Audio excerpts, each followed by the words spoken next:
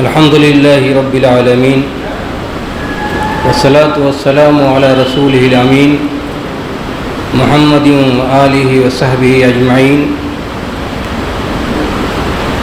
اما بعد فاعوذ باللہ من الشیطان الرجیم وذکرہم بایام اللہ ان فی ذلک لآیات لکل صبار شکور وقال تعالی وتلک الایام نداولها بین الناس۔ حضرات، تاریخ اہل حدیث بر صغیر میں تاریخ اہل حدیث بڑی پرانی ہے۔ دوسرے مسالک سے کم 400 سال پرانی تاریخ اہل حدیث ہے۔ چوتھی صدی ہجری سے پہلے ہندوستان میں جہاں جہاں بھی مسلمان تھے سب اہل حدیث تھے۔ اس زمانے کی جتنی تاریخ ہے ہر جگہ اسی کا ذکر آتا ہے کہ منصورہ میں اہل حدیث تھے، گجرات میں اہل حدیث تھے، تھانہ میں اہل حدیث تھے، جتنے کوسٹل ایریا تھے سب اہل حدیث تھے، سندھ میں اہل حدیث تھے۔ لیکن وہ پیریڈ گزرنے کے بعد ہندوستان میں جب باہر سے خاص طور پر ماوراء النہر سے جو علماء آئے، جو فوجیں آئیں، اس کے بعد پہلے یہ ترکی افکار و خیالات کے لوگ یہاں آئے، جس کا خلاصہ یہ تھا تصوف، اور وہ بھی وحدت الوجودی تصوف، فقہ حنفی اور خاص طور پر۔ پھر اس کے بعد جب یہ مغل پیریڈ آیا تو زمانے فلسفہ اور تصوف اور فقہ حنفی اور وہی تصوف وحدت الوجودی۔ پھر اس کے بعد یہ کہیں کبھی بھی کوئی بر صغیر کی سرزمین اہل حدیث سے خالی نہیں رہی، یکا دکا بھی کہیں رہے لیکن رہے ہمیشہ۔ لیکن جماعت کی حیثیت سے، بڑی تعداد میں حیثیت سے ہماری جب تاریخ شروع ہوتی ہے تو وہ شہیدین کی دعوت سے شروع ہوتی ہے، شاہ اسماعیل شہید اور سید احمد شہید۔ بہت سے لوگ یہ کہیں گے کہ شاہ ولی اللہ سے یہ چیز شروع ہوتی ہے، لیکن یہ کہنا مشکل ہے، اس لیے کہ ان کی 56 کتابوں میں اکثر تصوف پر ہیں، اور تصوف میں وہ کچھ موجود ہے جو آج قبوری افکار و خیالات میں موجود ہے۔ ان کی کتابیں جن کو پڑھنے کی توفیق ملی ہے تصوف کی، صرف چند کتابیں پڑھنے کی نہیں، وہ اندازہ لگائیں گے آخری درجے کی جو وحدت الوجودی تصوف ہو سکتی ہے، آخری درجے کی جو قبوری تصوف ہو سکتی ہے، ساری چیزیں ان کی کتابیں بھری ہوئی ہیں۔ اس لیے وہاں سے ابتدا، ہاں کچھ تمہیدات ہو سکتے ہیں چند عنوانات پر، لیکن جو ابتدا ہوتی ہے صحیح معنوں میں وہ یہیں سے، شاہ اسماعیل شہید سے۔ حتیٰ کہ ان کے شاہ ولی اللہ کے جو خلاف تھے، اگر آپ فتاوی عزیزیہ پڑھیں وہ سب میں اس میں سارے فتوے ملیں گے جو آج قبوری شریعت والے مانتے ہیں۔ تو تاریخ کیا چیز ہے؟ تاریخ صرف کتابوں کی تعداد گنوانے، علماء کی تعداد گنوانے کا نام نہیں ہے۔ تاریخ انسانی پہم سرگرمیوں کی سب سے بڑی حقیقت ہوا کرتی ہے۔ تاریخ میں یہ ہوتا ہے کہ تاریخ بنانے والے کون ہیں، ان کے صفات کیا تھے، کن پیغامات کو لے کے چلے، کیا دعوت دی، اس کے کیا اثرات مرتب ہوئے، کتنے لوگ بدلے، کتنے لوگوں کی زندگی درست ہوئی، کتنا اپنی زندگی کو منظم ڈھنگ سے، منصوبہ بند طریقے سے، اسلامی طرح سے زندگی گزارنے کی کوشش کی، اور کہاں وہ کامیاب رہے، کہاں ناکام رہے، ان تمام چیزوں کا نام تاریخ ہوتا ہے۔ تو سب سے پہلے بات یہ کہ تاریخ میں کچھ لوگ تاریخ بنانے والے ہوتے ہیں، ہسٹری میکر ہوتے ہیں۔ یہ ہسٹری میں جعلساز نہیں، ایک ہوتے ہیں سانے، ایک ہوتے ہیں مستنے، کہ تاریخ میں جعلسازی کرنے والے۔ تو تاریخ کی جعلسازی کرنے والی تو بہت آسان کام ہوتا ہے، جو بھی جھوٹ بول لے تاریخ سازی کر سکتا ہے، لیکن تاریخ بنانے والے دنیا کے عظیم لوگ ہوا کرتے ہیں۔ تو سب سے پہلے جب تاریخ حدیث بنتی ہے تو تاریخ بنانے والے ہسٹری میکر ہوتے ہیں۔ ہسٹری میکر کون تھے؟ شاہ اسماعیل شہید اور ان کے شاگرد۔ ہسٹری میکر بنانے کے لیے کن صلاحیتوں کی ضرورت ہوتی ہے؟ بہادری کی ضرورت ہوتی ہے، बसीरत की ज़रूरत होती है, इल्म की ज़रूरत होती है, दूरअंदेशी की ज़रूरत होती है। ये तमाम चीज़ें जब बतर्जे अतम हर चीज़ होती है किसी के अंदर, वो तारीख बनाता है। जो लोग नामुमकिन समझते हों वो मुमकिन बनाने वाले पैदा होते हैं, उस वक्त तारीख बनती है। और कहीं भी दुनिया में किसी जगह कौमें जहाँ उरूज तक पहुँची हैं, उनमें ऐसे रिजाल पैदा हुए जिनके अंदर ये सिफ़ात थे कि शजाअत थी, बसीरत थी, दूरअंदेशी थी, फैसला करने की सलाहियत थी। ऐसे लोग पैदा हुए तो उन्होंने तारीख बनाई और उनके अपनी कौम को उरूज तक पहुँचा दिया। तो ये दीनी तारीख जो हिंदुस्तान की है, जो आज मौजूद है, वो पहले जो भी रही हो, लेकिन उस पीरियड से शहीदैन की दावत से जो तारीख शुरू होती है वो दुनिया की शानदार तारीख होती है। लोग इसको गौर से नहीं देखते हैं ना, इसको अहमियत देते हैं। लेकिन आप अंदाज़ा लगाएं इससे कि कम्युनिज़्म का आधी दुनिया पर राज था, 70 साल वो चल सके, उसके बाद फेल हो गए। लेकिन ये जो दीनी तारीख अहल हदीस बर सग़ीर में शुरू हुई, वो आज छठी जनरेशन चल रही है। और तकरीबन पूरे बर सग़ीर हिंदुस्तान, बांग्लादेश, पाकिस्तान में कहा जाता है 6 या 7 करोड़ लोग मौजूद हैं और उनका अपना वजूद है, अपनी ज़बान है, अपना मनहज है, अपनी तारीख़ है, अपनी मसाजिद हैं, अपने मदारिस हैं, अपनी किताबें हैं, अपने जितनी ज़िंदगी की दीनी मशगूलियात होती हैं सब कुछ मौजूद है, उनका वजूद मौजूद है। और सारी मिटाने की कोशिश कोई करे और हद तक कोशिश की गई, लेकिन ये न कर सके। तो ये कंपेयर कीजिए कि कितनी शानदार तारीख़ है। सही मानों में अगर तारीख़ लिखी जाए तो दुनिया की दीनी तारीख़ में शानदार तरीन पीरियड है जिसको तारीख़ अहल हदीस कह सकते हैं। तो इसको तारीख़ मेकर कौन है? शाह इस्माइल शहीद। क्यों उनको तारीख़ मेकर कहा जाता है? इसलिए कि उस ज़माने में जो लोगों के लिए नामुमकिन था उसको उन लोगों ने मुमकिन बना दिया। हर तरफ पूरे बर सग़ीर में जो अक़ीदा था, जो तर्ज़ ज़िंदगी थी, जो जिस अंदाज से लोग अपना ईमान और क़ाइद बने हुए थे, कुल का कुल शिर्क और बिदात और तौहुमात में डूबे हुए थे। 3 चीज़ें थीं, शिर्क, बिदात और तौहुमात। समाजी ज़िंदगी, घरेलू ज़िंदगी, ताब्बुत की ज़िंदगी, अक़ीदे की ज़िंदगी, सारी ज़िंदगी पूरी क़बूरियत में डूबी हुई थी। एक लफ्ज़ में अगर कहना चाहें तो वो यक्का दुक्का कहीं कहीं उस ज़माने में जो उलमा थे, उलमा अहल हदीस, उनको छोड़ करके हर तरफ यही सूरत हाल मौजूद थी। कोई ज़ुबान हिला नहीं सकता था, बोल नहीं सकता था माहौल के ख़िलाफ़। इसलिए मौलाना अबुल कलाम आज़ाद ने शाह इस्माइल शहीद के बारे में कहा कि जो लोग घरों में कहने से डरते थे, बाज़ारों में, महफिलों में, लोगों के दरमियान शाह इस्माइल शहीद ने डंके की चोट पे कहा, बगैर किसी डर के, बगैर किसी झिझक के, पूरी बसीरत के साथ और पूरे कॉन्फिडेंस के साथ बात कहीं। तो वहाँ से यहाँ की दीनी तारीख़ बर सग़ीर की जो तौहीद पसंदी की तारीख़ है, जो किताब व सुन्नत की तरफ रुजू करने की तारीख़ है, वहाँ से जो तारीख़ मेकर थे, हिस्ट्री मेकर थे शहीदैन और उनके साथी, उन्होंने शुरू किया। उस ज़माने में कितनी चीज़ें थीं जो लोग उसको नामुमकिन वजूद कहते थे कि कोई कर नहीं सकता था। हज करना लोगों ने नामुमकिन बना दिया, फतवा दे दिया गया कि रास्ता, बहरी रास्ता ये पुरअमन नहीं है, लिहाजा लोगों ने हज करना छोड़ दिया था। अक़ीदे से लोग गायब थे, आमतौर पर शिर्क में मुब्तला थे, बिदात की तरह हर तरफ रस्म रवाज था, जिहाद का कोई तस्वुर ही नहीं था। जो जिधर जैसा चाहे पीर फ़कीर, जो आज के जो गलत किस्म के रुक़या करने वाले होते हैं ना, ठगने खाने वाले या शिर्क मुशरिकाना रुक़या करने वाले, इसी तरह हर तरफ दौरा था। कोई मामूली ठग आता था और बड़े बड़े अक्लमंदों को चूना लगा के चला जाता था, लूट के चला जाता था। ये माहौल था, अफरा तफरी थी, शिर्क था, बिदात थे, फ़राइज़ छोड़ दिए गए थे।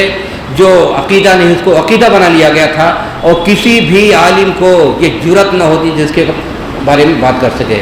लेकिन अल्लाह के इस मुजाहिद ने हिम्मत हौसला किया, हर जगह अपनी ज़ुबान से, अपनी तकरीरों से, अपनी तहरीरों से, अपनी मनसूबाबंदियों से, अपनी इंतज़ामी सलाहियत से, अपने क़ुव्वत व शजाअत से, अपने जो कुफ़ार मुश्रिकीन थे उनसे जहाँ लड़ने की ज़रूरत हुई उनके लड़ करके हर नाहिए से, हर पहलू से इन्होंने कोशिश की। और फिर ये की सबसे बड़ा कारनामा ये की कि अपने शागिर्दों की ऐसी टीम तैयार कर दी, ये जो टीम तैयार कर दी पूरे बड़े सगीर में, ढाका से लेकर के और इधर मद्रास तक दौड़े फिरे, और कहीं बगैर दबे और कहीं बगैर झिझके और कहीं बगैर किसी तरह के रोब में आए हुए पैगाम पहुंचाते रहे।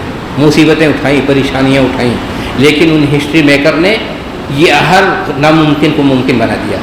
तौहीद भी फैलाई, ख़ासतौर पर तक़वियतुल ईमान की बात कीजिए। तक़वियतुल ईमान ज़बान की, उर्दू ज़बान के हिसाब से उसको माइलस्टोन कहा जाता है, संग मील कहा जाता है। उस किताब को इतना पढ़ा लोगों ने, इतना अक़ीदे की इस्लाह हुई, इतना लोगों ने तौहीद को समझा कि रिकॉर्ड टूट गया पूरे बड़े सग़ीर में। तो सबसे ज़्यादा लोगों के अक़ीदे को बदलने के सिलसिले में उस किताब के असरात हैं। तो ये अच्छा, इन लोगों ने शुरू की तो चाहा पूरे दीन का सेटअप दुरुस्त कर दें, फ़राइज़ का नज़्म कायम कर दें, अक़ीदे की इस्लाह कर दें, इस्लामी रियासत कायम कर दें, जहाँ का फरीदा जो मुअत्तल हो चुका था उसको जारी करा दें, समाजी ज़िंदगी में जो बेवाओं को मुअत्तल कर दिया गया था उनकी शादी करवाना शुरू कर दिया, फजूल खर्चियाँ थे उसको दुरुस्त कर दिया, तोहमात जितने थे उनको ख़त्म किया, किताबें अच्छी से अच्छी छपवाई, तक़सीम किया लोगों में, वफूद निकाले, दावत तबलीग के सारे बड़े सग़ीर में हिंदुस्तान में फैल गए, जितना उनके बस में था सब कुछ किया। और इसके साथ साथ जाकर के पूरे मुल्क में दौरा किया, और इसके साथ फिर जाकर के एक मुजाहिदीन की टीम तैयार की, और सरहद के पास जाकर के जो अंग्रेज़ों के अमल दखल से बाहर था वहाँ जाकर के इस्लामी रियासत भी कायम कर दी। वो चाहते थे कि पूरी ज़िंदगी मुसलमानों की, चाहे सियासत का मसला हो, मईशत का हो, तालीम का हो, दावत को, समाजियात को, सब दीन के मुताबिक आ जाए और इस्लामी ज़िंदगी मुकम्मल तौर पर लोग गुजारें, ये उनका मिशन था। तो उन्होंने एक कोशिश की। उस कोशिश का नतीजा ये था कि वो लोग तो शहीद हो गए, लेकिन अपने पीछे फिर जो शागिर्द छोड़ गए, उन शागिर्दों ने पूरे बड़े सग़ीर में दावत व तबलीग का जाल बिछा दिया, जहाद के लिए पूरी कोशिश की, अंग्रेज़ों से निकालने के लिए और इस्लामी रियासत कायम करने के लिए पूरे बड़े सग़ीर में जाल बिछा दिया, तालीम का सिलसिला शुरू कर दिया। जिस तरह उन्होंने मिल्लत इस्लामिया हिंद, यानी उस वक्त पाकिस्तान, बांग्लादेश और हिंदुस्तान एक था, पूरे एरिए में उन्होंने, अगर आप किताबें पढ़ें, वहाँ भी मोमेंट ही अगर पढ़ लें, उसमें आप देखेंगे कि पूरे मिल्लत इस्लामिया की क़यादत की उन्होंने, यक्का दुक्का जिन लोगों ने इससे दूरी अख्तियार की और उनके ख़िलाफ़ प्रोपगंडा किया, उनको छोड़ करके सबके लिए सबकी वो क़यादत करते थे। सबसे बड़ा मसला यही था। तो ये जो मैंने कहा कि हिस्ट्री मेकर की जो खूबियाँ होती हैं, वो उनका सीना बड़ा वसी होता है, उनकी बसीरत बहुत अजीम होती है, सबको समेटते हैं। तो वो मसला सिर्फ ये नहीं था ये फ़िरका वो फ़िरका, पूरे बड़े सग़ीर की जितनी मिल्लत इस्लामिया थी सबकी वो क़यादत करते थे, दावत व तबलीग में भी, सियासत में भी, समाजी इस्लाह में भी, और अक़ीदे को दुरुस्त करने के सिलसिले में भी। ये सिलसिला चलता रहा। उन लोगों के शहीदैन के बाद, शाह इस्माइल शहीद और सैयद अहमद शहीद के बाद फिर उनके शागिर्द आए, उनके तैयार करदा लोग आए, उन लोगों ने निज़ाम संभाला, और ख़ास तौर पर उलमा सादिक़पुर ने, उन्होंने तकरीबन 100 साल तक इस निज़ाम को संभाला और पूरे बड़े सग़ीर में हमजहती काम किया। उन लोगों का हाल ये था कि दावत व तबलीग का जो मिजाज माहौल बना, का एक गांव पे अपने साथ खाना पीना, सत्तू पानी लेके निकलते थे। एक गांव में गए, दावत व तबलीग की, समझाया बुझाया, फिर चले गए और गांव के बाग में बैठे, अपना सत्तू घोला, पानी पिया, आगे चले, दूसरे गांव में गए, किसी से लेना नहीं, सिर्फ इस्लाह की बात। हत्ता कि अगर कोई किसान हल जोत रहा है, उसके पीछे पीछे जा रहे हैं और सिखा रहे हैं, बता रहे हैं। एक आदमी अगर बुनकर है, कपड़ा बुनने वाला, ताना बाना फैलाए हुए है, तो कहा अच्छा आप अपना काम करते रहो, पीछे पीछे चल रहे हैं और सिखा रहे हैं, बता रहे हैं। ये इन्हमाक था। हिस्ट्री कैसे बनती है? जब इंसान खुद को दूसरों के फलाह के लिए अपनी ज़ात को फना कर देता है, तो जाकर हिस्ट्री बनती है। तो उन लोगों ने इतनी मेहनत की, कोशिश की, तब जाकर पूरे बड़े सग़ीर में तौहीद के और सुन्नत के नुक़ूश कायम हुए, और इस तरह शानदार अंदाज से कायम हुए कि वो चीज़ चल रही है और सारी दुनिया इससे मुस्तफ़ीद रही है। अल्लाह ताला को जब तक मशीयत होगी ये सब चलता रहेगा। तो ये पहली जनरेशन थी। पहली जनरेशन शहीदैन की, दूसरी जनरेशन उनके शागिर्दों को तैयार करता लोगों की, और फिर साथ ही साथ मियाँ साहब के शागिर्द मियाँ सैयद नज़ीर हुसैन मुहद्दिस देहलवी, ये दूसरी जनरेशन शहीदैन के बकाया उलमाए सादिकपुर और मियाँ साहब के शागिर्द, ये दूसरी जनरेशन थी जिसने मेहनत की, कोशिश की और पूरे बर सग़ीर में हर मसले को मुसलमानों के दुरुस्त करने की कोशिश की। और अगर उसको उन्वान बनाया जाए कि कितने जहद से उन्होंने काम किया, कितनी कामयाबी की, तो उन्होंने सियासत में हिस्सा लिया, अंग्रेज़ों को निकालने के लिए सबसे ज़्यादा मेहनत कोशिश की, सबसे ज़्यादा कुर्बानियाँ दी। इसलिए मैं कहा करता हूँ कि उलमाए सादिकपुर के एहसानात इस बर्रे सग़ीर के हर फर्द के कंधे पर है, जितनी उन्होंने कुर्बानियाँ दी हैं 100 साल तक। तो वो सियासत में हिस्सा लिया, उन्होंने दुश्मनों को निकालने के लिए उन्होंने काम किया, दावत व तबलीग का काम किया, तालीम का निज़ाम दुरुस्त किया। तालीम के निज़ाम को देख लीजिए, पहले ये था जैसे बताया मैंने कि वहदतुल वजूदी तसव्वुफ़, फ़िक़्ह हनफ़ी और अक़लियात, यही लोगों का इन्हिमाक था। और अगर हदीस पढ़ना शुरू कर दिया था, तो जैसे आज हदीस पढ़ते हैं लोग मुख्तलिफ़ मदारिस में अल हदीस को छोड़ करके, हदीस से कितना इस्तिफ़ादा करते हैं, कितना उससे इन्हिमाक रहता है। बहुत से तो इसलिए पढ़ते हैं कि उसमें एतराज़ करने के लिए पढ़ते हैं, तो लेकिन उन लोगों ने जो पढ़ा तो इखलास से पढ़ा। कुरान करीम के दुरूस उन्होंने शुरू किए, मसाजिद में कुरान करीम के दुरूस को लोग नहीं जानते थे, हदीस से तो लोगों को इज्तिनाब था, और इस हद तक इज्तिनाब था, ये माहौल बना हुआ था और आमतौर पर मिजाज बना हुआ था। वो आज भी कहीं कहीं मौजूद है कि तुराद हदीस से कार कौल अबू हनीफा गया, अगर फतवा पूछा किसी ने और आलिम ने अगर किसी मौजू हदीस का हवाला दे दिया तो कहा हदीस से आप क्या लेना जरा, आप तो हनीफी हैं, अबू हनीफा के कौल से फतवा दीजिए। ये माहौल बना हुआ था। तो इन तमाम माहौल को तोड़ा उन्होंने, हदीस की खिदमत की, और इस उन्वान से इतनी खिदमत की कि मिस्र में अज़हर में बैठे हुए जो लोग कहते थे भाई इस वक्त इल्म हदीस उलमा हदीस के यहाँ हिंदुस्तान में है, और अगर कोई पढ़ना चाहता था अज़हर में और मुखलिस आलिम को मशवरा करता था तो कहते थे जाओ हिंदुस्तान में चले जाओ, वहाँ पढ़ के आओ। ये सूरत हाल थी। तो उस ज़माने में मियाँ साहब के दरसगाह में दर्स में शरीक हुए नजद के लोग भी शरीक हुए, हिजाज के लोग शरीक हुए, तुर्किस्तान के लोग शरीक हुए, अफ़गानिस्तान के लोग शरीक हुए, बड़े सग़ीर के लोग थे ही। तो इल्म हदीस को या दरस हदीस को इतने कमाल तक पहुँचाया और उसके तमाम इल्मी तकाज़ों को, उसूल व ज़वाबित को लेकर के इस हद तक इन्हिमाक बढ़ा कि वो सारी दुनिया में मुमताज़ हो गए कि जो अरब की दुनिया के लोग कहना शुरू किया अगर हदीस पढ़ना तो जाओ इंडिया में हदीस पढ़ के आओ, हिंदुस्तान में हदीस पढ़ के आओ। तो हर चीज़ को आदमी जब तारीख बनाने वाले होते हैं ना, हिस्ट्री मेकर होते हैं, तो एक पहलू उनके सामने नहीं रहता है, उनकी निगाह पहुंचती है वहाँ तक जहाँ जिस चीज़ की ज़रूरत होती है कि समाज में इसको होना चाहिए, इस समाज में इसको होना चाहिए। उलूम हदीस से ज़रूरत है तो उसमें पूरी तरह इन्हिमाक, दुरूस कुरान में या तफसीर में ज़रूरत है उसमें पूरी तरह इन्हिमाक। इसी तरह अगर समाज को दुरुस्त करना है तो उसमें पूरी तरह इन्हिमाक, अक़ीदा दुरुस्त करना तो उसमें पूरी तरह इत्माम हुज्जत। मैं दलाइल हुज्जत के और मैं किताब के तक़रीरों के ज़रिए अगर जिहाद की ज़रूरत है तो उसमें पूरी तरह इन्हिमाक। तो उनकी मेहनत का, कोशिश का सिर्फ एक उन्वान नहीं था, दीन को मुकम्मल तौर पर समाज माशरे में फैलाने, गालिब करने के लिए जितनी कोशिश हो सकती थी, जितना इम्कान हो सकता था, सब कुछ उन्होंने कोशिश की और करके दिखाया। तो ये तारीख़ अहले हदीस है। तो ये दूसरी जनरेशन में था।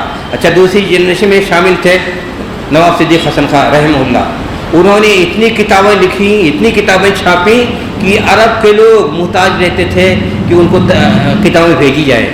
इनके पास खतूत आते थे मिस्र से, टर्की से, हिजाज से, नजद से कि हमें किताब भेजी जाए। किताब छापते थे अरबी में और भेजते थे, सफराई करते थे।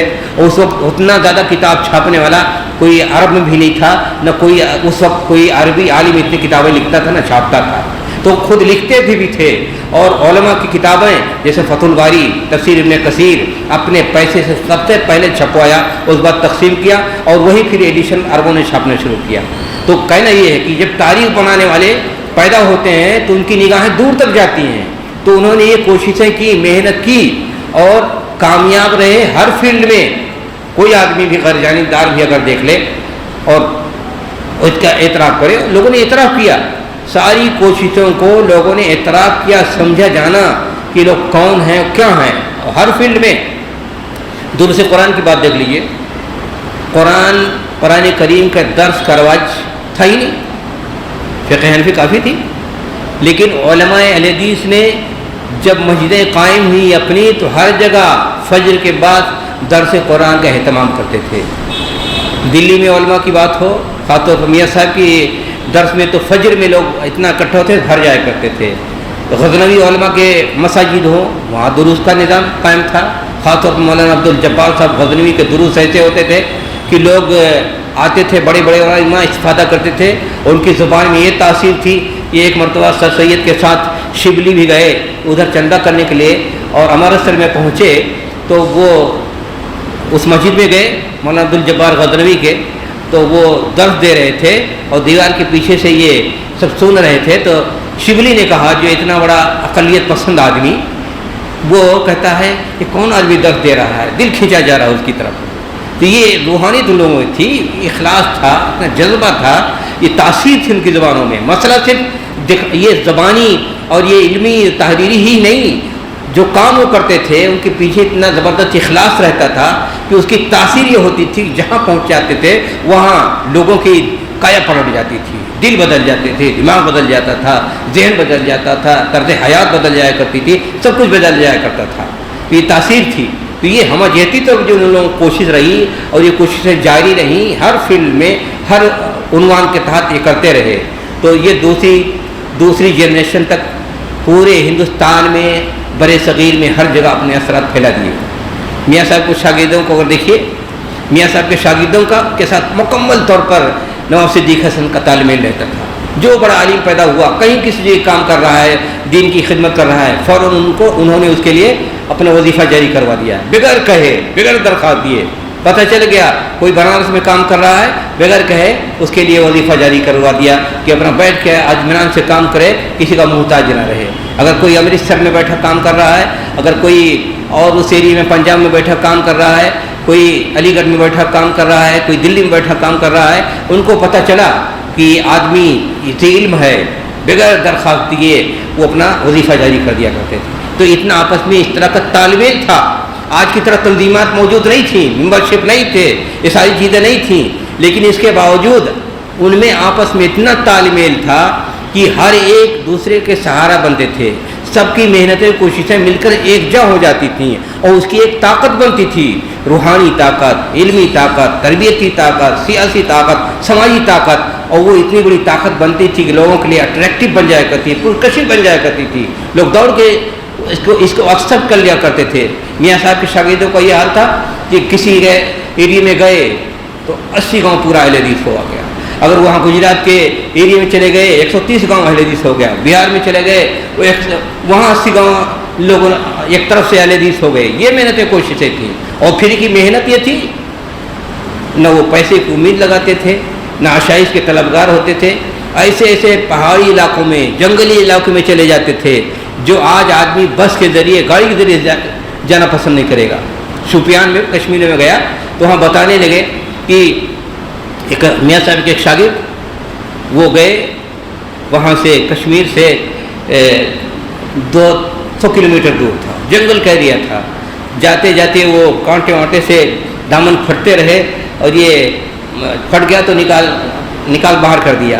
اور وہاں گئے، دعوت و تبلیغ کی اور اتنے لوگوں نے ان کی باتوں کو قبول کیا. اور پھر یہی نہیں، دعوت و تبلیغ غیر مسلم میں ان کی اتنی کامیاب تھی کہ مولانا نواب صدیق حسن کے ابا جان اولاد حسن قنوجی کی دعوت و تبلیغ سے 10,000 ہندوؤں نے اسلام قبول کیا. تو صرف مسلمانوں ہی کے لیے نہیں بلکہ پوری مخلوق بشری، تمام انسانوں کے لیے ان کا فیض عام تھا. ہر لوگ ان کی عزت کرتے تھے، قدر کرتے تھے اور نفرت کی بولی نہیں بولتے تھے. وہاں نفرت کا سوال ہی نہیں تھا. آدمی اگر ان کی بات نہ مانے پھر بھی عزت کرنے پر مجبور ہوتا تھا. یہ کمال یہ بھی ہے، ایک داعی اور ایک عالم اور ایک ہسٹری میکر جب بات کرتا ہے تو اس کی زبان میں وہ تاثیر ہوتی ہے، اس کی زبان میں وہ لپک ہوتی ہے, وہ کشش ہوتی ہے کہ لوگ اس کے دیوانے ہو جاتے ہیں. دشمن بھی تسلیم کرتا ہے کہ آپ ہیں کوئی چیز, آپ کی کوئی حیثیت ہے, نفرت نہیں کر سکتا ہے. تو ان لوگوں کا یہ انداز تھا, لب و لہجہ تھا. دشمن بھی ہو پھر بھی وہ عزت و تکریم کرنے پر مجبور ہوتا تھا. یہ خوبی یہ بھی تھی. آج یہ خوبی کہیں موجود ہے؟ آج تو کہ ہر آدمی دوسرے کو کاٹ کھانے کے لیے تیار رہتا ہے. خود اپنوں میں ایک دوسرے کے لیے کاٹ کے لیے سازشیں چلتی رہتی ہیں. لیکن ان لوگوں کا محبت پیام, ان کا پیام محبت تھا. ان کی سیرت پیام محبت تھی, ان کی باتیں پیام میں تھیں, ان کے لب و لہجے میں وہ شیرینی تھی, وہ مٹھاس تھی, وہ اخلاص تھا کہ لوگ اس کی طرف بھاگے بھاگے آیا کرتے تھے. تو یہ چیزیں خوبیاں تھیں ان کی. تو یہ لوگ پہلی اور دوسری جنریشن, یہ لوگ ہسٹری میکر تھے. تاریخ بنائی انہوں نے, بر صغیر میں دینی تاریخ بنائی انہوں نے. اس کے بعد تیسری جنریشن آتی ہے. تیسری جنریشن میں آتے آتے اب ایک ماحول بنتا ہے مخالفت کا. مخالفت کا اتنا ماحول بن جاتا ہے. اب یہ جو پوری امت کی قیادت کرتے تھے لوگ ہسٹری میکر, اب یہ جدا ہونا شروع ہوئے, غلط کار قسم کے گروپ پیدا ہوئے, نفرت والے پیدا ہوئے. تو اب ایک گروپ بریلی میں چلا گیا, ایک گروپ دیوبند میں چلا گیا. وہ چیز جو اجتماعیت تھی, جو وحدت تھی, اور یہ لوگ جو ہسٹری میکر تھے پورے بر صغیر کے مسلمانوں کو ایک ساتھ لے کر چلنا چاہتے تھے, اور چاہتے تھے کہ نئی آغاز ہو اور اسلامی امارت قائم ہو, سب مل کے رہیں اور سب لوگ اسلامی ریاست کے ساتھ رہیں یا اسلامی اجتماعیت کے ساتھ رہیں. اس میں رکھنا پیدا ہونا شروع ہوا. پھر ایک گروپ دیوبند میں پیدا ہو گیا, ایک گروپ بریلی میں پیدا ہو گیا. پھر یہ کہ یہاں سے فرقہ بندی کی وہ کشمکش پیدا ہوئی, اور اس قدر یہ جو تاریخ اہل حدیث شروع ہوتی ہے اس کی مخالفت میں گروپ پیدا ہوتے چلے گئے.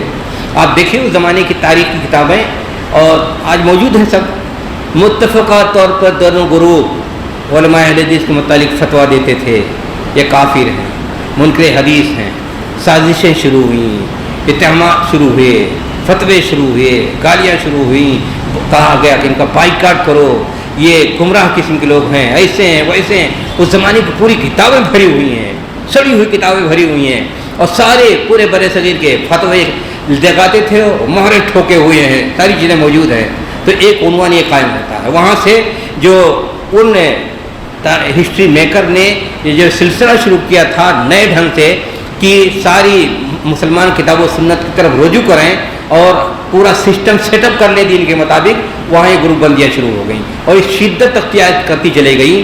تو تیسری جنریشن میں مناظرے کا بازار گرم ہو گیا. جدھر دیکھو مناظرہ, اور اس تقریباً 100 سال مستقل مناظرہ ہی ہوتا رہا, اور آج بھی وہی اثرات ہیں اس فرقہ پرستی کی بنیاد پر اور فرقہ بندی کی بنیاد پر. آج آپ دیکھ رہے ہیں کہ مساجد الگ ہیں, مدارس الگ ہیں, منہج الگ ہیں, کتابیں الگ ہیں, دشمنیاں ایک ڈھنگ کی ہیں, ایک دوسرے کو برداشت کرنے کی تیار نہیں ہیں. مسجدیں ایک دوسرے کو ڈھا دی جاتی ہیں, مسجدیں گرا دی جاتی ہیں, مسجدیں بننے نہیں دی جاتی ہیں.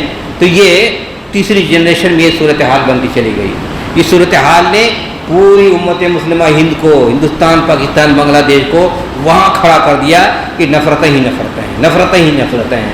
وہ ہسٹری میکر نے جو ابتدا کی تھی, شروعات کی تھی پورے ہندوستان کے مسلمانوں کے ساتھ لے کر کے, یہ دو فرقے الگ ہوتے گئے. اس کو چھوڑا, اس سسٹم کو چھوڑ دیا اپنا الگ الگ, اور وہی پرانی بات وحدت الوجودی تصوف, قبولی تصوف, فقہ حنفی, اسی پر ارتقا شروع ہو گیا.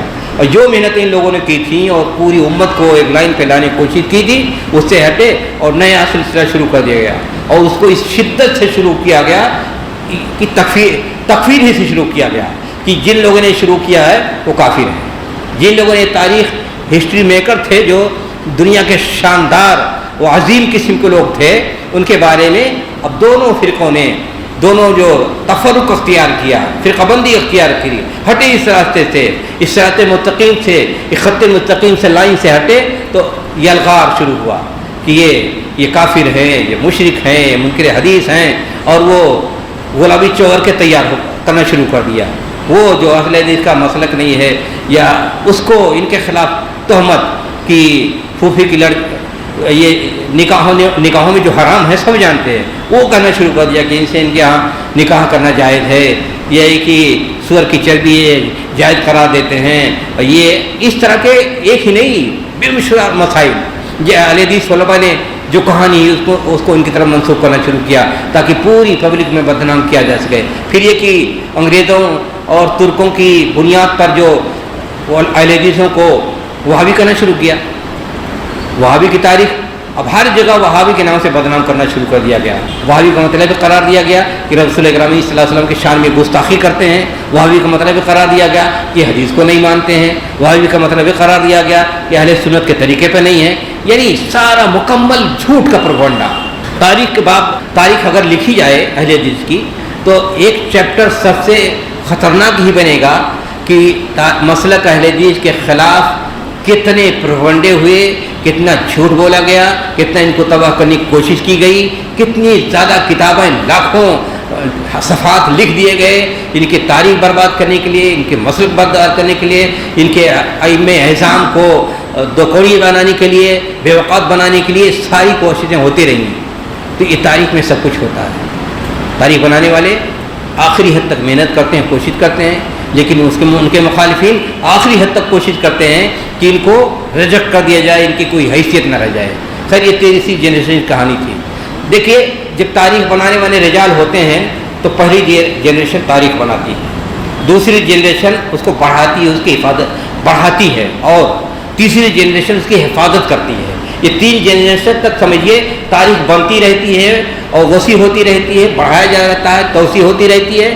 फिर चौथी जनरेशन आती है तो उसमें ज़वाल शुरू हो जाता है। वो ज़वाल शुरू होते होते फिर कोई पहचान नहीं रह जाती है। जैसे लोग होते हैं वैसे सब लोग हुआ करते हैं। तो खैर पूरी तारीख़ अहले हदीस में अगर आप देखें तो बेशुमार उन्वानात हो सकते हैं। अगर एक एक उन्वान को देखा जाए, उसका तज्जिया किया जाए, कितने कामयाब रहे और कितने नाकाम रहे, तो जो तीन जनरेशन हैं तारीख़ बनाने वाले, उसको वसी करने वाले, उसकी हिफाजत करने वाले, तो पूरा चैप्टर इनका 3 जनरेशन का शानदार है, मुकम्मल है। और दुनिया की दीनी तारीख़ में या आम तारीख़ में अगर इसको जायज़ा लिया जाए, दूसरी तारीख़ से मुआवजा किया जाए, तो सबसे शानदार तारीख़ है, सबसे बेहतरीन तारीख़ है। और इसमें ऐसे ऐसे किरदार हैं कि रसूल अकरम सल्लल्लाहु अलैहि वसल्लम के ज़माने में सहाबा के जो नक़ूश हैं उनकी तरह यहाँ कुर्बानियाँ नजर आएंगी। अगर किसी को पढ़ना है तो उलमा हदीस के जो बड़े बड़े रिजाल हैं उनको देख लीजिए, आप उलमा सादिकपुर को देख लीजिए, जेल में हैं, कैद कर दिए गए हैं बिला वजह, उनके घरों को मिसमार कर दिया गया है। उलमा सादिकपुर को आप जानते हैं, मामूली लोग नहीं थे। उलमा सादिकपुर वो अपने ज़माने के नवाब थे और उसमें कई घराने, 4 घराने थे। एक घराना मौलाना विलायत अली का था और मौलाना इनायत अली का था। मौलाना इनायत अली ने कहा कि हमारा बंटवारा कर दीजिए, हम अपनी सारी रकम ले जा करके और वहाँ जिहाद करेंगे सरहद पर। तो 1850 के करीब जो उनका बंटवारा किया तो उस ज़माने में 6 लाख रुपया, 1850 के करीब 6 लाख रुपया उनका हिस्सा हुआ और पूरा ले जा करके उन्होंने सरहद पर जिहाद में लगा दिया। 6 लाख ज़माने के जानते कितना हुआ?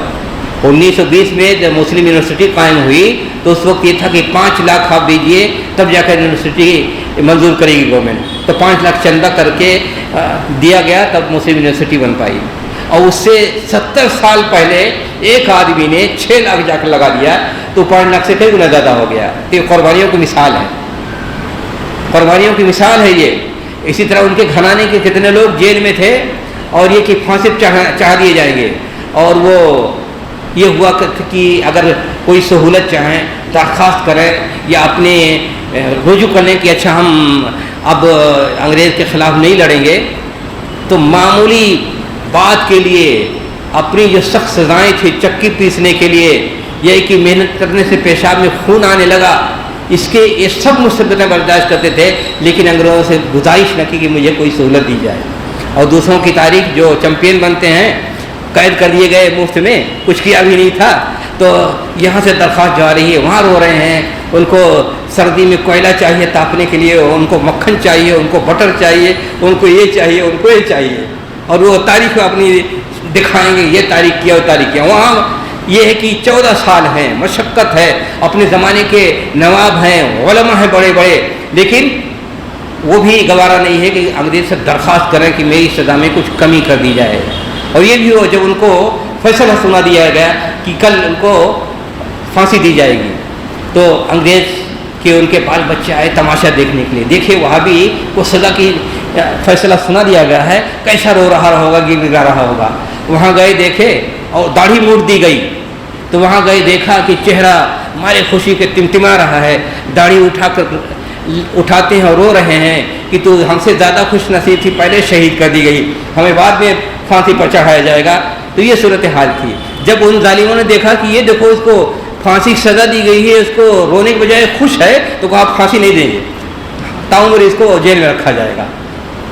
اندازہ لگائیے کہ دشمن جو جان کے لالے پڑا ہوا ہے وہ دیکھا تھک ہار گیا. انسان آخری حد تک کیا کر سکتا ہے, کسی جان لے سکتا ہے, لیکن وہاں وہ صورت عظیمت کی یہ صورت حال تھی کہ جو ان کے لیے تھا خوشی کی بات, ہم نے چلو جان لے لی صحابی کی, اور وہاں یہ تھا کہ چلو اللہ کے راستے میں شہید ہوں گے اور شہداء سے جا کے ملیں گے اور اللہ تعالیٰ بخش دے گا, جنت میں جائیں گے. وہ ہماری خوشی کے مگن ہیں اور شعر پڑھ رہے ہیں, اور داڑھی جو پہلے چھیل دی گئی اس کو خطاب کر رہے ہیں, تو ہم سے زیادہ خوش نصیب ہے, پہلے شہید ہو گئی, ہم بعد میں شہید ہوں گے.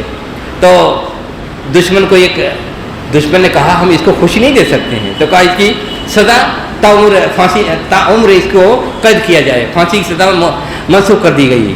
یہ تھی عظیمت کی بات. ایسے ایسے لوگ تھے, مالی قربانیاں دیں, جانی قربانیاں دیں, عظیمت کی مثال قائم کر دی.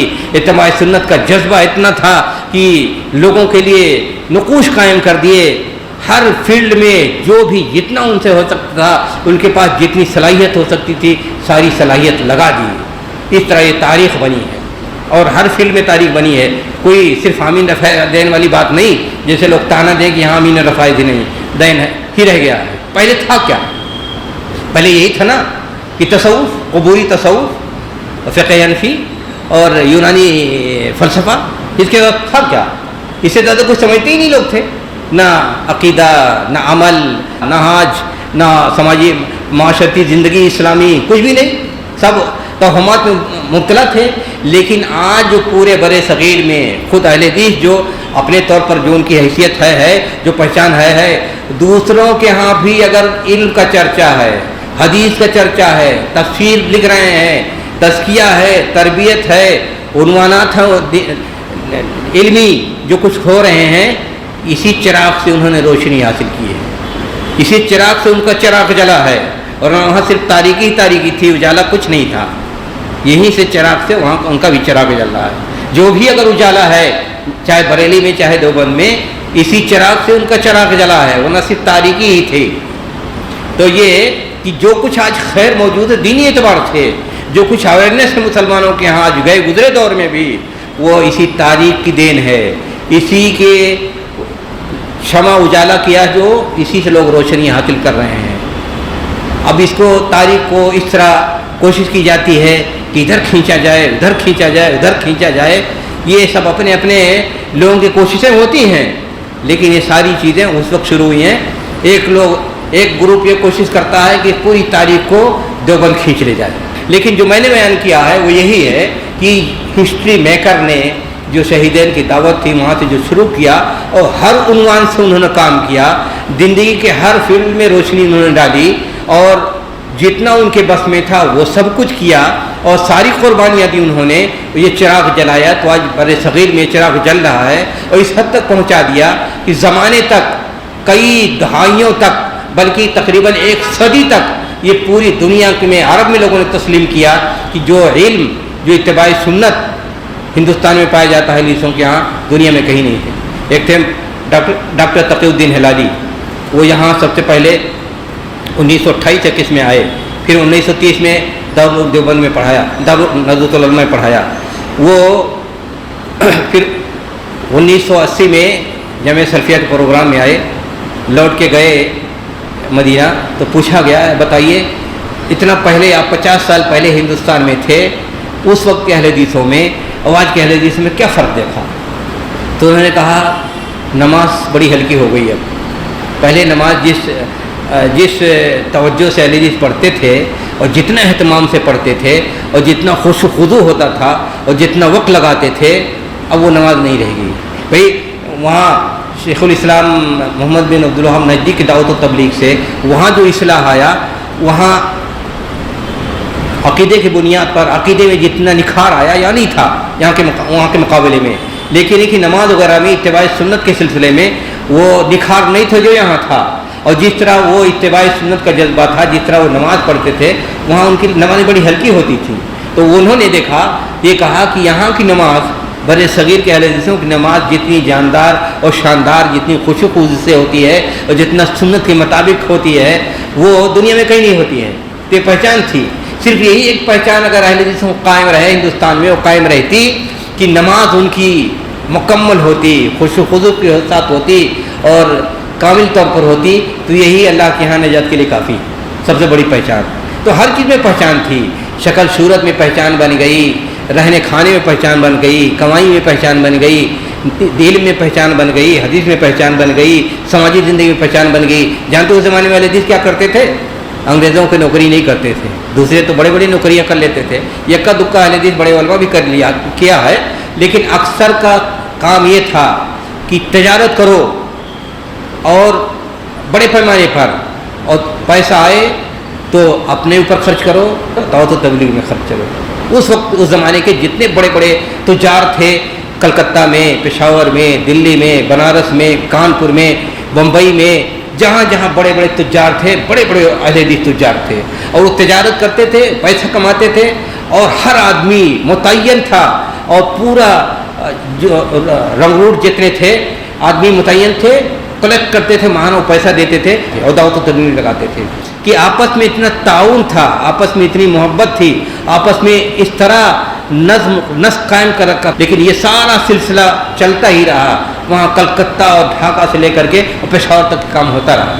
تو یہ بھی خوبی تھی، ایک بھی پہچان تھی کہ تجارت کرتے تھے اس زمانے میں، جتنے بڑے بڑے تجار تھے، آپ پڑھنا ہو تو دیکھیے مولانا غلام رسول بہر کی کتاب سیرت سید احمد شہید مجاہدین کے کارنامے، 3 جلدوں میں، اب تو 4 جلد میں چھپ گئی ہے، اس میں ساری ڈیٹیل موجود ہے، کام کرتے تھے کیسا پورے بڑے صغیر میں انہوں نے نظم و نسق قائم کر رکھا تھا، یہ صورتحال تھی۔ تو یہ تنظیم کی بات ہو، نظم و ضبط کی بات ہو، آپس میں تعلق کی بات ہو، منصوبہ بندی کی بات ہو، ساری چیزیں مکمل تھیں۔ اب یہ تیسری جنریشن تک یہ چیز باقی رہی، چوتھی جنریشن میں کچھ باقی بات رہی، لیکن یہ کہ 1916 کے بعد جب یہ رجحان بن گیا ڈیموکریسی کی طرف، اور انگریزوں نے جب یہ چھوٹ دی اور سیاست میں کچھ حصہ لینا شروع کیا لوگوں نے، یہ کہ 1884 میں جو کانگریس پارٹی قائم ہو گئی، پھر اس کے بعد اور پارٹیاں قائم ہونا شروع ہو گئی، تو سارے علماء بھی جڑتے چلے گئے بعد میں سیاست سے، تو وہ جو رجحان تھا اسلامی ریاست قائم کرنے کا، اور یہ کہ وہ اپنا ایک اسٹیٹ اسلامی قائم ہو جائے اور سب کچھ اس نظم کے ساتھ لے آئیں، تو وہ چیز پیچھے رہ گئی۔ اب لوگ اس میں آ گئے، قومی زندگی میں، قومی دھارے میں آ گئے، سیکولرزم، نیشنلزم اس میں آ گئے، لیکن جو مخلص علماء اہل حدیث تھے جو اس میں لگے رہے، دعوت و تبلیغ میں، تدریس میں، کتابیں لکھنے میں، کتابیں چھاپنے میں، اپنے فیلڈ میں، اختصاص میں، ساری چیزیں چلتی رہیں اور محنت و کوشش جاری رہی۔ یہ چوتھی جنریشن، 5ویں جنریشن تک پہنچتے ملک تقسیم ہو جاتا۔ ملک تقسیم ہونے کی بنیاد پر سب سے زیادہ نقصان اہل حدیثوں کو ہوا، اس لیے کہ کثیر آبادی یا تو اس سرحد پر تھی، مشرق میں، بنگال میں، یا یہ مغرب میں، پنجاب کے ایریے میں، اور یہی دونوں متاثر ہوئے، پنجاب کے بنگال کے 2 ٹکڑے ہو گئے، پنجاب کے ٹکڑے ہو گئے۔ یہاں جتنے علماء اہل حدیث تھے، جتنے مدارس تھے، جتنے لائبریریاں تھیں، جتنے مساجد تھے، سب تباہ و برباد ہو گئے۔ اس کا اتنا زیادہ دھکا لگا اہل حدیثوں کو کہ بہت زمانہ بیت گیا اس کو ریکور ہونے تک، اور دوسرے جو اپنی جگہوں پر یہاں وہاں مطمئن تھے وہ اپنا آگے بڑھتے چلے گئے، اور وہ ہماری 5ویں جنریشن تھی، اس کو اتنا اسٹرگل کرنا پڑا اپنے وجود کو بچانے کے لیے، اپنے مدارس کو بچانے کے لیے، اپنے مسلک کو بچانے کے لیے شدید اسٹرگل کرنا پڑا۔ 60s تک، 1960-70 تک یہ اسٹرگل چلتا رہا، اس کے بعد جا کر کچھ فراوانی ہوئی اور پھر اپنا بڑھنا شروع کیا، مدارس کھولے، باہر جانا شروع ہوئے، تب یہ صورتحال بنی۔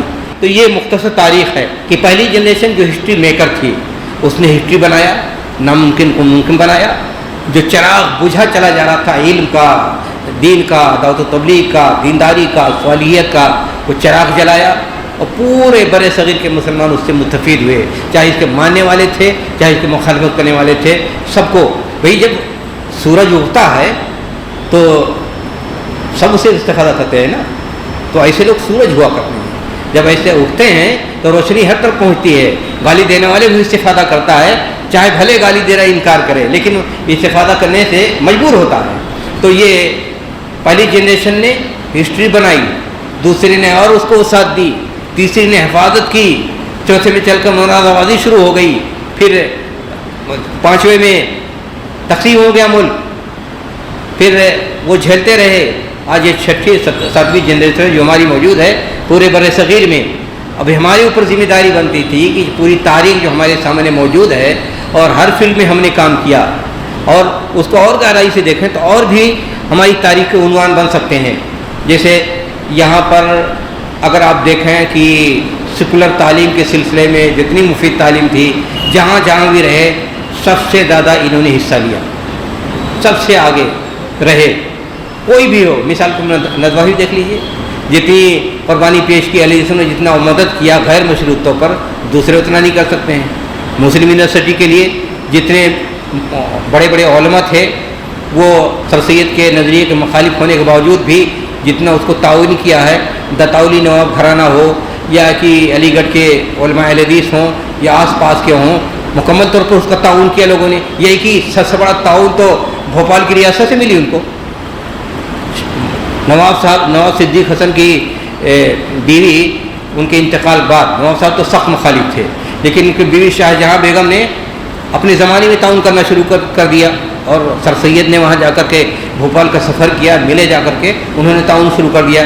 پھر یہ کہ ان کی بیٹی سلطان جہاں بیگم نے اس زمانے میں وہ تو چانسلر بھی رہ چکی ہیں، پھر ان کے بیٹے حمید اللہ خان وہیں سے پڑھے علی گڑھ سے، اور وہ جو بر صغیر میں جتنے 550 ریاستیں تھیں ان کی جو انجمن تھے اس کے صدر تھے وہ، تو وہ انہوں نے یہ کہنا یہ ہے خود آپ کے حیدرآباد میں جو ان کے شاگرد تھے شاہ اسماعیل شہید کے، چاہے وہ مولانا ولایت علی ہوں یا مولانا محمد علی ہوں، اس ایریے میں جو آئے تو اس حیدرآباد کے نوابوں میں ایک شاخ میں اہل حدیث ہو گئے تھے اور رہے، لیکن ان کو مخالفت میں ان کو کبھی یہ کہ پاگل قرار دیا گیا، کبھی کچھ ہوا کبھی کچھ ہوا، اور 1840 میں انگریزوں کے خلاف انقلاب لانے کے لیے یہاں یمن سے فوجیں منگوائی گئیں اور اس کو نمایاں نہیں کیا گیا، اور پوری تیاری تھی کہ انگریزوں کے خلاف لڑا جائے گا، ان کو ملک نکال دیا جائے گا، تو وہ بھید کھل گیا، ناکام ہو گئے۔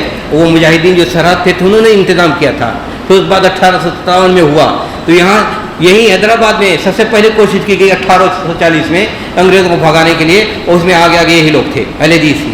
تو یہ کہ جتنی آج سرگرمیاں تھیں اور جتنے خیر کے پہلو ہو سکتے تھے وہ سب کچھ ابتدا کی گئی اور امت کو متحد رکھ کر کے کوشش کی گئی، اور یہ کوشش چلتی رہی، اور آج ایک شاندار تاریخ ہے پورے بر صغیر میں، ہندوستان، پاکستان، بنگلہ دیش میں یہ کہا جاتا ہے کہ کوئی اہل حدیثوں کی تعداد اس وقت 7 کروڑ ہوگی، اور آج بھی اگر کوئی بھی دینی کا کام ہوتا ہے، سماجی کام ہوتا ہے، تو غیر مشروط طور پر سب سے زیادہ جو تعاون کے لیے آگے رہتے ہیں اہل حدیث رہتے ہیں۔ اب اس میں کسی کو ریکگنیشن کی ضرورت نہیں ہے، اللہ تعالیٰ ریکگنائز کر لے وہی بڑی بات ہے، وہی سب سے بڑی چیز ہے۔ تو آج بھی یہ صورتحال موجود ہے۔ تو تاریخ، اب اس کو اگر جائزہ لیا جائے کہ ہماری تاریخ کتنی کامیاب رہی، کتنی ناکام رہی، اس کی خوبیاں کتنے ہیں، اس کی شناخت کیا ہے، اس کی اچھائیاں کیا ہیں، یہ غور کرنے کی بات ہے۔ یہ صرف کتاب گنوانے، نام گنوانے کی بات نہیں ہے، تاریخ ایک حقیقت ہے، اور اللہ تعالیٰ نے بیان فرمایا کہ تاریخ کو پڑھو، وذکرہم بایام اللہ۔ ایام اللہ کیا ہے؟ تاریخ، قوموں کے عروج و زوال، قوموں کی پستی اور گراوٹ، قومی کی اچھائیاں اور خوبیاں، یہی تمام چیزیں تاریخ بنتی ہیں۔ اس کو قرآن کریم میں ایام اللہ کہا گیا ہے۔ یہی کہ ایام اللہ یہ بھی ہے کہ جو سرکش قومیں تھیں اللہ تعالیٰ ان کے اوپر عذاب ڈالا اور تباہ و برباد ہو گئیں، تو اس روشنی میں دیکھنا چاہیے، جائزہ لینا چاہیے کہ ہماری تاریخ آج موجود ہے، ہماری تاریخ کے کتنے عنوان ہو سکتے ہیں۔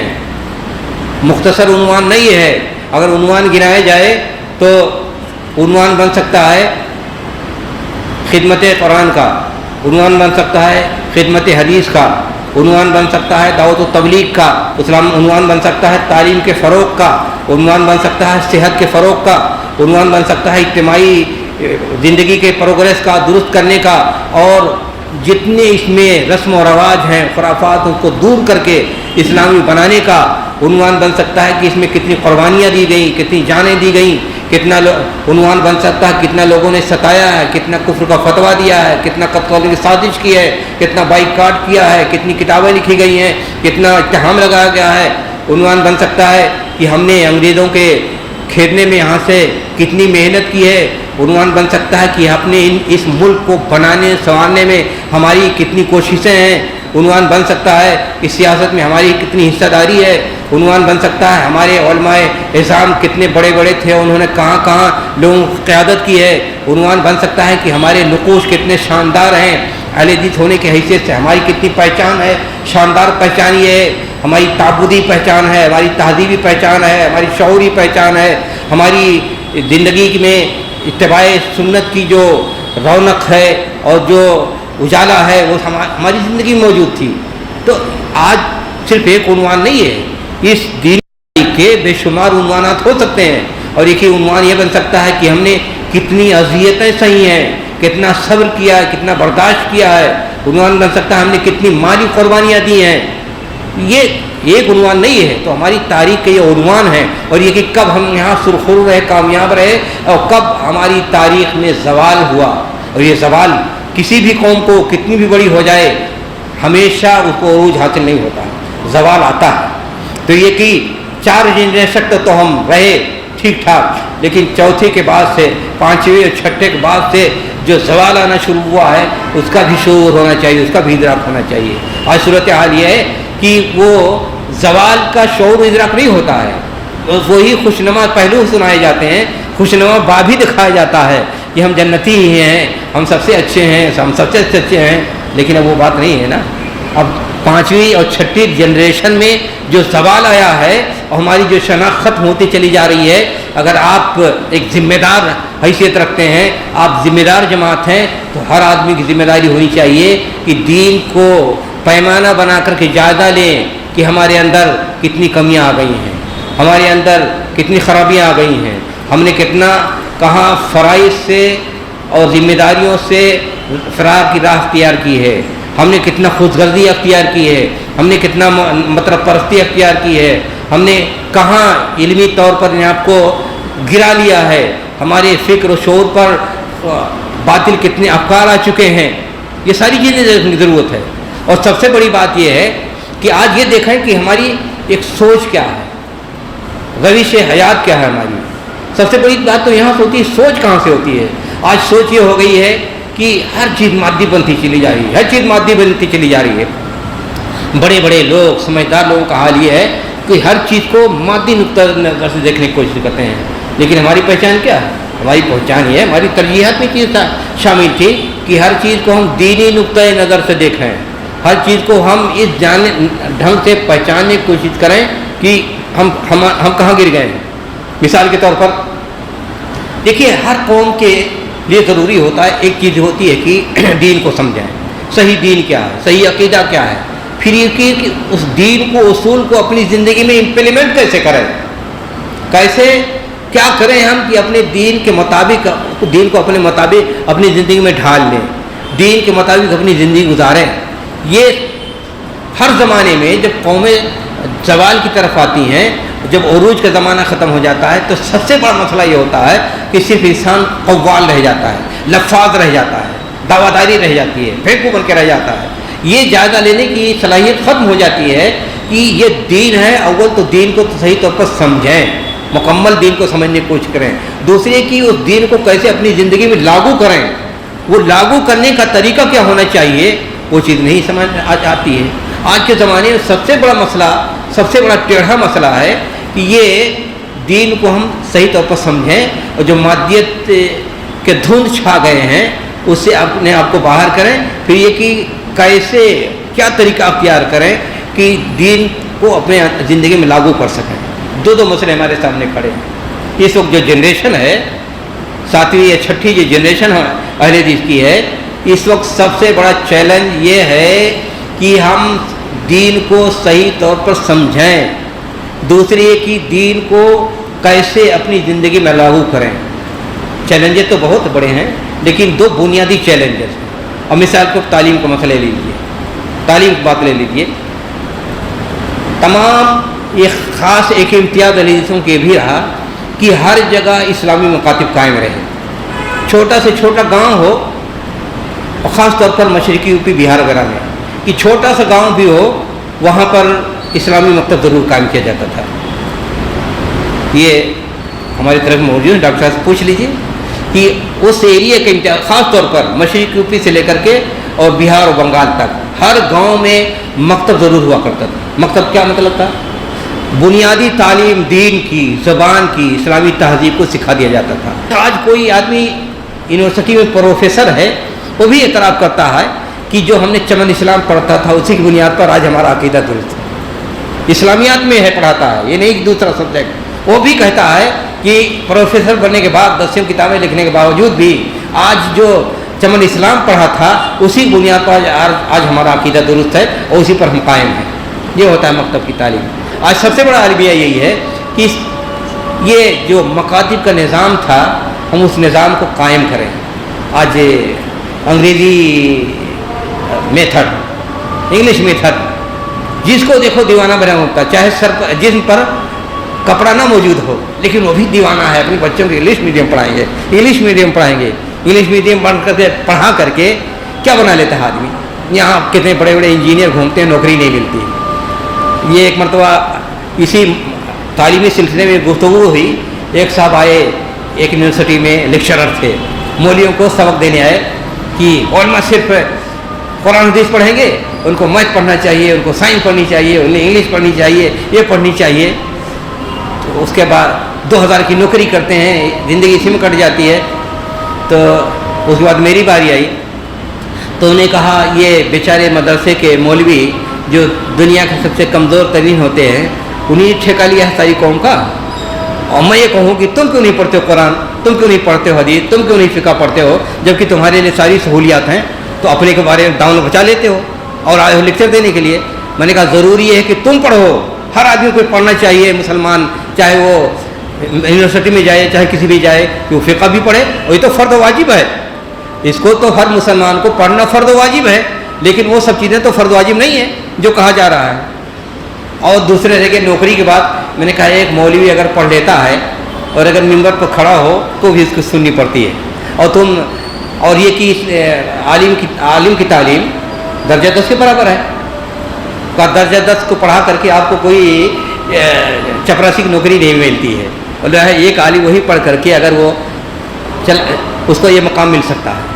تو یہ چیلنج ہے سب سے بڑا کہ آج جو 7ویں جنریشن ہے، ہماری جو تاریخ ہے اس تاریخ کو ہم بھلا بیٹھے ہیں کہ اس تاریخ کو اعادہ کرنا ہے، اس تاریخ کو زندہ رکھنا ہے، اور بھی کوئی قوم بھی اگر اپنی امتیاز کے ساتھ اپنی شناخت کے ساتھ زندہ نہیں رہتی ہے تو ختم ہو جایا کرتی ہے۔ اور ختم ہونے کی کہانی یہ ہے کہ پورے ہندوستان میں بڑے بڑے جو مالداروں کے گھرانے تھے، نوابوں کے گھرانے تھے، جو اہل حدیث تھے وہ اہل حدیث نہیں رہ گئے، وہ چھوڑ چکے ہیں مسلک اہل حدیث۔ اللہ کی مہربانی یہ بھی ہے کہ جتنا چھوڑے ہیں اس سے کئی گنا زیادہ لوگ اہل حدیث بھی ہوئے ہیں، لیکن یہ کہ جن گھرانوں میں بڑے بڑے گھرانے، دلی کا مسئلہ ہو، کہیں بھی کسی شہر کا ہو، جو بڑے گھرانے تاجر تھے یا نواب گھرانے تھے، وہ سب آج ان کے گھرانے بدل چکے ہیں، اور وہ گاؤں وہ ایریے جہاں علماء کی پہنچ نہیں ہے وہاں بھی لوگ بدل چکے ہیں۔ اور اگر یہ صورتحال رہے، اچھا مدرسے کا مسئلہ یہ ہے کیسے قومیں ڈوب جاتی ہیں، کیسے شناخت ختم ہو جاتی ہے۔ آج ہمارے مدارس میں ہر جگہ فیس، تگڑا فیس لگائے ہوئے ہیں، نتیجہ ہوتا ہے غریب طلبہ جو پڑھنا چاہتے ہیں وہاں سے زیادہ دوسروں کے مدارس میں جا کے پڑھتے ہیں، اور ان کا میتھڈ اور منہج اختیار کرتے ہیں، اور وہ خود اپنے لیے مصیبت بن جاتے ہیں، دوسروں کے لیے مصیبت بن جایا کرتے ہیں، اور دوسرے طاق میں رہتے ہیں کہ اگر کوئی بچہ دینی تعلیم حاصل کرنا چاہتا ہے تو اس کو وظیفہ بھی دیتے ہیں کہ لاؤ اپنے میں پڑھاؤ اور ان کو بدلو، اور ہمارے یہاں کی ہر جگہ فیس لگ گئی ہے، نتیجہ ایک غریب آدمی پڑھ ہی نہیں پاتا ہے۔ تو شناخت کیسے ختم ہوتی جا رہی ہے۔ تو یہ تاریخی چیلنج ہے ہمارے لیے کہ اگر ہم چاہتے ہیں کہ ہماری شناخت برقرار رہے، اور یہ شناخت کوئی عیب نہیں، یہ فرقہ پرستی نہیں ہے، بلکہ یہ شناخت اتباع سنت ہے اور توحید پرستی ہے، اور یہ شناخت تو مطلوب ہے ہر مسلمان سے نہیں، بلکہ اللہ کا پیغام، اللہ کی دعوت ہر کافر سے بھی مطلوب ہے یہ شناخت کی۔ تو یہ شناخت کوئی عیب کی بات نہیں ہے کہ کئی فرقہ پرستی ہے، یہ توحید کی شناخت، اتباع سنت کی شناخت، یہی کامل شناخت ہے، یہی دنیا آخرت میں سرخروئی کا باعث ہے اور یہی آخرت میں کامیابی کا باعث ہے۔ اس لیے یہ شناخت جو ہماری موجود تھی کہ ہر آدمی جہاں بھی ہوتا تھا پہچانا جاتا تھا کہ دیکھو محی الدین کی جماعت ہے، یہ متبع سنت کی پہچان ہے۔ اور تو یہ سب شناخت ختم ہوتی چلی جا رہی ہے، آدمی اپنی شکل سے، اپنی صورت سے، اپنے رویے سے، زندگی کے روزمرہ کام سے پہچانا ہی نہیں جاتا ہے کہ یہ اتباع سنت والے لوگ ہیں۔ پھر اس موڑ پہ پہنچ گئی ہے جہاں یہ اپنی شناخت ختم ہوتی نظر آ رہی ہے۔ اس لیے ضروری یہ ہے کہ وہ جو تسلسل ہے ہماری تاریخ کا، اس تسلسل کو برقرار رکھیں اور جتنی محنت و کوشش ہے 250 سال کی اس کو ضائع ہونے سے بچائیں۔ ہر جگہ ہر ایک آدمی کے لیے اس کو سمجھنا اور جاننا ضروری ہے، اور تاریخ کی اس انداز سے سمجھنے اور پڑھنے کی کوشش کیجیے۔ یہ کوئی ثنا خوانی نہیں ہے تاریخ کہ بس آپ لے کر گاتے رہیں کہ ہم نے کیا، ہم نے کیا، ہم نے کیا، ہم نے کیا، ہم جنتی ہیں۔ تاریخ یہ ہے کہ جہاں ہمارا عروج ہے اس کو زندہ رکھیں اور جہاں ہمارا زوال ہے اس کو دور کرنے کی کوشش کریں، اور یہ ہمارے لیے انتہائی ضروری ہے، اس کو سمجھیں اور جانیں۔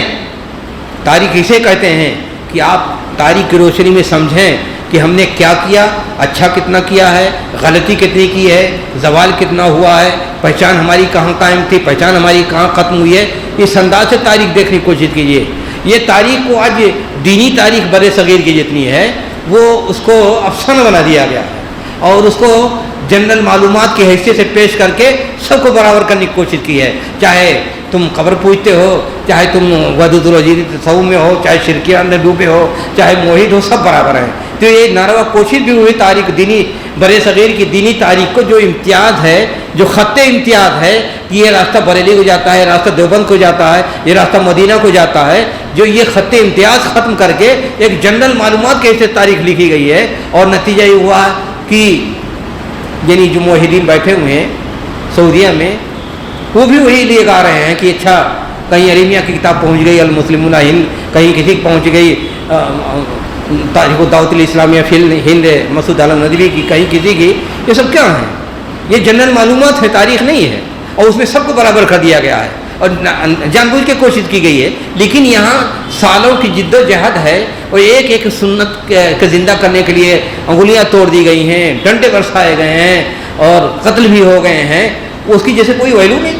تو تاریخ گپ نہیں ہے، تاریخ افسانہ نہیں ہے، تاریخ حقیقت ہوتی ہے۔ یہ اس حقیقت کو سمجھنا اور جاننا ضروری ہوتا ہے، اور اللہ تعالیٰ نے حکم دیا ہے وَذَكِّرْهُمْ بِأَيَّامِ اللَّهِ کہ یہ جو تاریخ ہے جو بھی ہو، چاہے آدمی عروج کی ہو یا زوال کی ہو، اس کو آدمی کو جاننا چاہیے، سمجھنا چاہیے، تاکہ انسان کے سامنے آئینہ رہے، تاکہ انسان جانے کہ ہم کیا ہیں، ہماری شناخت کیا ہے، تاکہ اس کو اندازہ رہے کہ ہم خط مستقیم پہ چل رہے ہیں کہ خط